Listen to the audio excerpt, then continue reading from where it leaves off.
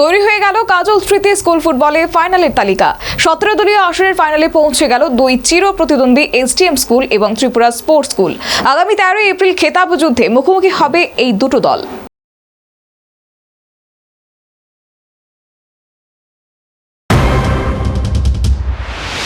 রাজ্য ফুটবল সংস্থা পরিচালিত মৌসুমের প্রথম আসরের খেতাবি যুদ্ধের লড়াইয়ের পূর্ণাঙ্গ তালিকা তৈরি হয়ে গেল। শনিবার আসরের দুটি সেমিফাইনালের বিজয়ী দুটি দল পৌঁছে গেল আসরের ফাইনালে। প্রথম ম্যাচে রুদ্ধশ্বাস লড়াইয়ে Tripura Sports School penalty shoot আউটে 6-5 গোলের ব্যবধানে হারিয়ে দেয় সাই স্যাগ সেন্টারকে। নির্ধারিত সময়ে উভয় দলের রুদ্ধশ্বাস লড়াইতে ম্যাচ ছিল গোলশূন্য।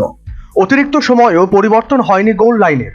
অবশেষে পেনাল্টি শুট আউটে বিগত চ্যাম্পিয়ন ত্রিপুরা স্পোর্টস স্কুল 6-5 গোলের ব্যবধানে জয় লাভ করে প্রথম দল হিসেবে ফাইনালের টিকিট জয় করে নেয়।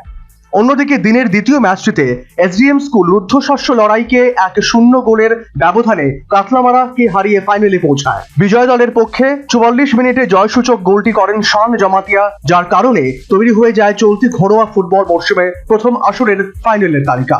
আগামী 13 এপ্রিল স্টেডিয়ামে খেতাবি যুদ্ধের লড়াইতে প্রতিদ্বন্দ্বিতা করবে বিগত চ্যাম্পিয়ন ত্রিপুরা স্পোর্টস স্কুল এবং এসটিএম স্কুল। এদিকে শনিবার দুটো সেমিফাইনালেই 4 দলের ফুটবলার এবং কর্মকর্তাদের মধ্যে ছিল ব্যাপক উৎসাহ।